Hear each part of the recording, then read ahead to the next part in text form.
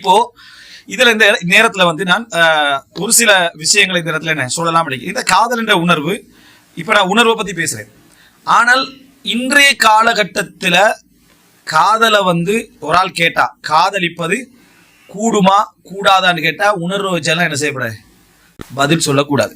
அது சொல்லுணர்வும் ஒரு பால் உணர்வும் விளங்கிட்டா ஒரு என்ன ஈர்ப்பு உணர்வும் தான். அது இன்றைக்கு காதலண்டா அது ஒரு களிசடை கலாச்சாரம், அது ஹராம், அது கூடாது என்பதில் சந்தேகம் இல்லை. அப்ப அந்த உணர்வு கூடாதான்னு கேட்க சம்மந்தம் இல்லாத கேள்வி. விளங்கிட்டா கத்தம் கொடுக்குற டைம்ல குர்ஆன் ஓத கூடாதுன்னு கேட்கிற மாதிரி, கத்தம் கொடுக்குற கூடான்றோம், அப்ப குர்ஆன் ஓதுறது கூடாதா அப்படின்னு கேட்பாங்க. குர்ஆன் ஓதுறது கூடும் தான், ஆனா நடந்துட்டு கத்தை வந்து வேற வேலை நடந்துட்டு அது மட்டுமா நடக்குது. இது மாதிரி உள்ள விஷயம் தான். கந்தூரி கொடுக்கறது கூடாதுன்னு சொன்னா சாப்பாடு கொடுக்கறது கூடாதுன்னு கேட்கறது, கந்தூரி என்ன சாப்பாடு மட்டும் கொடுக்கறதா இல்ல. அது அதுக்குள்ள அடுத்த அம்சம் என்னது இருக்கேன்னு புரிஞ்சுக்கொள்ளணும். இது எப்படின்னு சொன்னா, இந்த செவத்துல தயமம் செய்யலாமான்னு கேட்டா என்ன, அவன் செவர் மண் தானே என்ன செய்யலாம், தயமம் செய்யலாம்னு சொல்றான். அப்ப மனுஷன்ல தயமம் செய்யலாமா, அவன் மண்ணால் படைக்கப்பட்டிருக்கிறான், அப்ப பிள்ளைன்னு சொல்லுவது தானே. அது மாதிரி ஒரு சப்ஜெக்ட் தான். ஒன்று இன்னொன்றா மாறிட்டா ஒன்றும் செய்ய. திடீர்னு யோசிச்சு பாரு, முன்னாள் ஒரு வாரம் அடிக்கிறார் ஒருத்தர், என்ன தயமம் செய்யற நீ மண்ணால படைக்கப்பட்டதான்னு சொன்னா அது வந்து ஒரு அர்த்தமே இல்லாத ஒரு வாதம் தானே. இந்த மாதிரி ஒரு ஃபீலிங் தான் இந்த கேள்வி கேட்கறது. காதல் வந்து ஒரு இன உணர்வு தானே, ஒரு மன உணர்வு தானே, அதையே பிள்ளைன்னு அது ஒரு இப்ப வந்து அது வந்து ஒரு பில்டிங்காக என்ன அப்படி உருவாக்கப்பட்டு வேற மெத்தட்ல இப்ப காதல் அப்படி என்று சொல்றது என்னன்னு சொன்னா, சுத்த அதாவது ஷைத்தானுடைய ஆட்சி கீழே இருக்கக்கூடிய டோட்டல் ஜாகிலியத்தான ஒரு சப்ஜெக்ட் இது. அப்ப நம்ம ஏற்கனவே நம்ம சொன்ன மாதிரி எல்லாத்திலையும் இப்ப என்ன செய்யுது, காதல் ஆணுக்கு ஆணுக்கு காதல் ஒன்று வருது, பெண்ணுக்கு பெண்ணுக்கு காதல் வருது, நாய் பண்டியோட எல்லாம் என்ன செய்யுது காதல் வருது, மிக்சி கிரைண்டரோட என்ன செய்யுது காதல் வருது. அப்போ நாங்க பாக்குறோம், முதலே வாயை கட்டி ஒத்த என்ன செஞ்சுக்கிறான், அதாவது கல்யாணம் முடிச்சுக்கிறான். நினைச்சு பாருங்க பாப்போம். அப்ப இது கற்பனையே பண்ண இல்லாத தேவையில்லாத சிந்தனைகள் அவனுக்கு வருது. இந்த காதலை போத்தல் காதல் கூடுமான்னு கேட்ட உடனே ஏதாவது ஒரு தூய்மையான ஒரு உணர்வை எடுத்து வச்சுக்கினேன், ஹலால் 2 வகை இப்படி எல்லாம் சொல்லக்கூடாது. சிலர் கேட்பாங்க, பண்டிகை இந்த பண்டிகை இறைச்சி சாப்பிடலாமான்னு கேட்டோடனே நிர்பந்தத்துல சாப்பிடலாம்ன்றது கேள்வி. அதான் பண்டிகை இறைச்சி சாப்பிடலாம்னு கேட்டா ஹராம்னு சொல்லணும். நிர்பந்தத்தில் உள்ளவன் அது விதிவிலக்கான சப்ஜெக்ட், அது தீர்ப்பல்ல, அது அவனுக்கு மட்டும் உரிய அம்சம். அது ஒரு விஷயத்தை கேட்டா அதுக்கு மட்டும்தான் பதில் சொல்லணுமே தவிர என்ன இறந்தவைகளை சாப்பிடலாமான்னு நிர்பந்தத்துல சாப்பிடலாம், இறந்தவைகளை சாப்பிடக்கூடாது, அதான் தீர்ப்பு. அதே மாதிரி தான் இந்த காதல் என்கின்ற இன்றைய சிச்சுவேஷனை பொறுத்த வரைக்கும் இதுக்கு தீர்வு காண போன பலருடைய உரைகள்ல நம்ம என்ன பாக்குறோம்னா, குழப்பி விளங்கிட்டா எதுக்குள்ள எல்லாம் போய், ஏன்னா அவங்களால முழுசா என்ன செய்ய முடியலைன்னா அதை உள்வாங்க முடியல. இது என்ன உணர்வு, அவங்க ஒரு நியாயத்தை தான் அடைய பாக்குறாங்க. இது என்ன உணர்வு, சொல்லுக்கான விளக்கமும் அந்த மன உணர்வு என்ற பகுதியும் ஒரு பகுதி.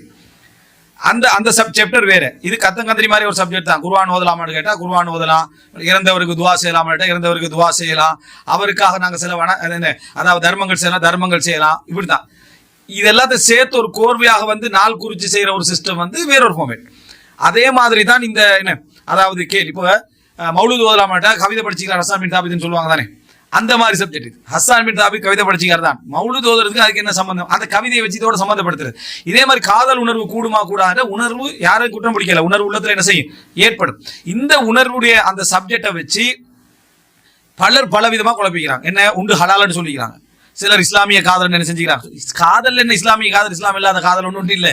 உணர்வுல என்ன இஸ்லாம், யாராவது இஸ்லாமிய கோழின்னு சொல்லுவோமா, சொல்ல மாட்டோம். கோழி ஹலால், அதுக்காக இஸ்லாமிய கோழின்னு எங்கேயா நீங்க சொல்லுவோமா, சொல்ல மாட்டோம். அப்ப இது அதான் யோசிச்சு பாருங்க. அதாவது ஒரு விஷயம் இப்போ இது ஹராமாய், பன்றி ஹராம், நாய் ஹராம், கோழி ஹலால், அதுக்காக யாரும் சொல்றதுல இது இஸ்லாமிய கோழி, அது இஸ்லாமிய ஆடு அப்படின்னு சொல்றது இல்லை, அது ஹலால் தான். கோழியில 2 வகை பிரிச்சு இஸ்லாமிய கோழி என்று சொல்றது எப்படி பிள்ளையோ, ஜகாத்து கொடுக்கப்படுற ஆட்டை இஸ்லாமிய ஆடுன்னு சொல்லிடுமா, இது ஜகாத்து கொடுக்கப்படுற ஆடு, அக்கீகா கொடுக்கப்படுற ஆடு, இஸ்லாமிய ஆடு அப்படின்னு யாருக்கு என்ன செய்யலாது, சொல்ல இயலாது. இதே மாதிரி தான் இஸ்லாமிய காதல் சொல்றது. அது என்ன இஸ்லாமிய காதல், இந்த கொண்டு இஸ்லாமிய கீதம் கொண்டு சேர்த்து எல்லாத்த கொண்டாலும் இஸ்லாமோட பேர் போட்டு இஸ்லாமிய உடற்பயிற்சி. என்னோட இஸ்லாமிய உடற்பயிற்சி ஹலாலா ஹராமான்னு சொல்லு, உடற்பயிற்சி ஹலால், அப்ப செஞ்சுட்டு போ. அது என்ன இஸ்லாமிய உடற்பயிற்சி, இஸ்லாமிய உடற்பயிற்சி எப்படி இருக்கணும், இஸ்லாம் ஒரு சிஸ்டத்துல உடற்பயிற்சி சொல்லிக்கணும். அவன் நிக்கிறான தலையில நீ இருக்க இஸ்லாம்னு சொல்லிக்கணும். ஏதாவது ஒன்று சொல்லியிருந்தா தான் அது இஸ்லாமிய உடற்பயிற்சி. இஸ்லாமிய வங்கி, அது எப்படி இஸ்லாமிய வங்கி ஆகிறது, அரபுல முராபகா முதாரபா முஷாரக்காண்டு ஒரு பெயரை வச்சு விட்டு இஸ்லாமிய வங்கின்றது. அப்ப எனவே இஸ்லாமிய என்று போடுறதா இருந்தா எப்ப நம்ம போடலாம்னா, உலகத்துல ஒரு விஷயம் அனுமதிக்கப்பட்டு முழுமையாக அனுமதிக்கப்பட்டிருந்து அந்த அனுமதிக்கப்பட்ட விஷயத்துல அந்நியர்கள் ஒரு மாதிரியும் நாங்க ஒரு மாதிரியும் செய்யற டைம்ல சில நேரத்துல ஒரு அறிமுகத்துக்கு இஸ்லாமிய திருமணம், நபி வழி தொழுகை அப்படின்னு ஒரு விஷயத்தை நம்ம அறிமுகப்படுத்துவோம். இது வேற, இது வேற. அப்ப இந்த அடிப்படையில் நீங்க பாத்தீங்க அப்படின்னு சொன்னால், இஸ்லாமிய காதல் என்பது ஒரு உணர்வு. காதல் என்பது ஒரு உணர்வு. இப்ப இஸ்லாமிய திருமணம் எதுக்கு சொல்ற? உணர்வுக்காண்டி சொல்றல. குர்ஆன் சுன்னா அடிப்படையில எப்படி மகர் கொடுக்கணும், வழி இருக்கணும், ஷர்த் இருக்கணும், நிபந்தனை இருக்கணும் என்றதுக்காக அதை நம்ம சொல்லப்படுறதே தவிர, விதத்தான திருமணங்கள் இருக்கு என்றதுக்காக சொல்லப்படுறதே தவிர இப்படி ஒண்ணு என்ன செய்யலாம் சொல்லலாம். அதுக்காக இந்த வார்த்தை சொல்றதே நான் 100% பிழை என்றெல்லாம் சொல்ல வரல. ஒரு தனி செக்ஷனாக இதை என்ன செய்யறது, அறிமுகப்படுத்துறது. இஸ்லாமிய காதல் என்றது குர்ஆன் ஹதீஸ்ல இருந்து எடுக்கப்பட்ட ஒரு முறைமைப்படுத்தப்பட்ட காதல் என்று அப்படி விளங்கிடுவாங்க. அதுக்கு மூசா அலைஹிஸ்ஸலாத்தை ஆதாரம் காட்டி விளங்கிட்டா. அப்ப நினைச்சு பாருங்க பாப்பா, மூசா அலைஹிஸ்ஸலாத்தை ஆதாரம் காட்டி இந்த ரசூலுல்லாஹ்களும் ஹதீஜாவும் ரசூலுல்லாஹ்களும் ஹதீஜா ஒரு செய்தி பண்ணீங்க காதல் உணர்வை சரியா விளங்கிட்டீங்கன்னா ஹதீஜான வரலாறு எடுங்க. எங்கேயாவது ஹதீஜா ரலியல்லாஹு அன்ஹா ரசூலுல்லாஹி ஸல்லல்லாஹு அலைஹி வஸல்லம் அவர்கள் நேசித்தார்கள், விரும்பினார்கள் என்றோ, ஹதீஜா ரலியல்லாஹு அன்ஹா ரசூலுல்லாஹி ஸல்லல்லாஹு அலைஹி வஸல்லம் அவர்கள் மீது ஒரு காதலை வெளிப்படுத்தினாங்கன்றோ எதுவுமே இல்லை. ஒரே ஒரு சப்ஜெக்ட் வருது, வரலாற்றுல வருது. அது என்னன்னா ரசூலுல்லாஹோட நேர்மை அவங்களுக்கு என்ன செஞ்சது, பிடிச்சிருந்துச்சு. ரசூல் ஸல்லல்லாஹு அலைஹி வஸல்லம் அவர்களுடைய நேர்மை பிடித்திருந்தது. நேர்மை பிடிச்சி வர உணர்வுக்கு பேர் காதலா? எதையும் பார்க்காமல் வரக்கூடிய உணர்வுக்கு பேர் தான் காதல். எதையும் அதுல அவரை நேர்மை பிடிச்சிக்க, அதனால விரும்பினேன். நீங்க ரீசனை கேட்டு பாருங்க பாப்போம், ஒண்ணுமே விளங்காது. ஏன்னா அவன் குப்பை ரீசனுக்கெல்லாம் விளக்கம் சொல்லிட்டு இருப்பான், விளங்கிட்டா. அதாவது சம்பந்தம் இல்லாத விஷயங்களுக்கெல்லாம் அவனை விரும்பிட்டு இருப்பான். ஏசினாலும் விரும்புவான், அடிச்சாலும் விரும்புவான், அவமானப்படுத்தினாலும் விரும்புவான். அதனால நேர்மை, அதனால விரும்பினார்கள் அப்படி என்று சொல்றது அதாவது காதல் உணர்வோட சம்பந்தப்பட்ட ஒரு அம்சம் உண்டு அல்ல. இன்கேஸ் அந்த காதல் உணர்வு அப்படி நம்ம வைத்துக் கொண்டாலும் கூட இஸ்லாமிய காதல் அதுக்கு என்ன செய்யக்கூடாது, சொல்லக்கூடாது. திருமணத்துக்கு முந்தைய எல்லாருக்கும் வரக்கூடிய ஒரு திருமண ரீதியான ஒரு உணர்வு அப்படி என்று சொல்லித்தான் நம்ம அதை என்ன செய்யணும், சொல்லணும். அப்படி என்று சொன்னா இப்ப ஆயிஷா ரலியல்லாஹு அன்ஹா ரசூலுல்லாஹி ஸல்லல்லாஹு அலைஹி வஸல்லம் திருமணம் முடிச்சவரை சொல்றாங்க, நீங்க எனக்கு காட்டப்பட்டீங்க, ஜிப்ரீல் அலைஹிஸ்ஸலாம் என்ன இவங்களை நீங்க திருமணம் முடிப்பீங்கன்னு சொன்னார்கள் என்று வருது. அப்போ இது ரெண்டும் இது அல்லாஹ்விடம் இருந்து வந்த உண்டாக இருந்தால் அல்லாஹ் தஆலா இதை என்ன செய்வான், நிறைவேற்றுவான் அப்படி என்று சொல்லி ரசூலுல்லாஹி ஸல்லல்லாஹு அலைஹி வஸல்லம் என்ன செய்றாங்க, ஆயிஷாட்ட சொல்றாங்க. அதுக்கு பின்னால திருமணம் பேசப்படுகிறது, திருமணம் நடக்குது. இப்ப ரசூலுல்லாஹி ஸல்லல்லாஹு அலைஹி வஸல்லம் அவங்க ஒரு 2-3 வருஷமா ஆயிஷா காதலித்தார் நீங்க சொல்லுவீங்களா? விளங்கிட்டா? அந்த வசனத்தெல்லாம் கட் பண்ணிக்கிட்டு தான் போறது. அதுல வசனம் எல்லாம் கட் பண்ணிட்டு போறது. இப்ப மூசா அலைஹிஸ்ஸலாத்தை எடுத்துக்கண்டா, மூசா அலைஹிஸ்ஸலாம் என்ன அதாவது மூசா அலைஹிஸ்ஸலாத்தை அந்த பெண்கள் 2 பேரும் என்ன காதலிச்சு, அப்படி 2 பேரும் ஒரு ஆளை காதலிச்ச மாதிரி சொல்லி தாத்தா தங்கச்சி சேர்ந்து காதலிச்சுன்னு மூசா அலைஹிஸ்ஸலாத்தை வரலாறு அசிங்கப்படுத்தலாமா? விளங்கிட்டா? அது காதலியான வீட்டுக்குள்ள வச்சுக்கலாமா? 8 வருஷத்துக்கு மூசா அலைஹிஸ்ஸலாம் அந்த வீட்டுல தான் என்ன செஞ்சாரு, இருந்தாரு. அதுன்னு 2 பேர்ல யார் மனைவியா போறன்னு தெரியாது.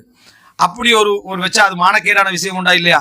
அதனால தேவையில்லாம கொண்டு இதோட சம்பந்தப்படுத்தி நபிமார்களோட வரலாற்றுகள்லாம் என்ன செஞ்சிடப்படாது, அவமானப்படுத்திடப்படாது. ஆனால் இந்த சிந்தனை போக்கு புதுசா, இந்த இஸ்லாத்தோட லிங்க் பண்ணி காதலை திங்க் பண்ற இந்த சிந்தனை போக்கு புதுசான்னு கேட்டா இல்ல. சைத்தான் இதுக்கு முன்னாலே இப்படி செஞ்சு விட்டுக்கிறான் நிறைய பேருக்கு. இந்த காதலை கொண்டு வைத்து இஸ்லாத்துக்குள்ள நுழைச்சு இஸ்லாமிய வடிவத்துல காட்டி அந்த உணர்வுகளை எல்லாத்தையும் வேற லெவலுக்கு கொண்டு போய் சேர்க்கிற வேலையை சைத்தான் வரலாற்றுல நிறைய என்ன செஞ்சுக்கிறான். சோ அல்லாஹ் தஆலா சொல்ற மாதிரி அத்தவாஸௌ பிஹி, இந்த விஷயத்துல ஒருவருக்கொருவர் இவர்கள் உபதேசித்துக் கொண்டார்களா என்று சொல்லுகின்ற அளவில் நபிமார்களை இவர்கள் ஒரே மாதிரி என்ன செய்யறாங்க, எதிர்க்கிறாங்க. அதே மாதிரி இவங்களோட வழிகேடும் இந்த சிந்தனைகளும் ஒரே மாதிரி என்ன செய்து இருக்குது. இதுல நான் அதாவது தெரியாமலோ தவறுதலாகவோ அல்லது புரிதலின்மாலோ சொன்னவங்கள நான் இதுல சொல்லலை. வேணுமென்றே இதுக்கு என்ன பேசக்கூடியவர்களை நான் என்ன செய்றேன், இதுல சொல்றேன். அப்ப 2வது கட்டமாக நம்ம என்ன புரிஞ்சுக்கிறோம்னு சொன்னால், இன்றைக்கு நடைமுறையில் இருக்கக்கூடிய விஷயத்தை இந்த உணர்வு சம்பந்தமாக நான் பேசினதோட என்ன செஞ்சிடக்கூடாது, சம்பந்தப்படுத்தி விடக்கூடாது. சரி, இப்போ இன்றைய நடைமுறைக்கு உள்ள விஷயம் தெட்ட தெளிவாக ஹராம்.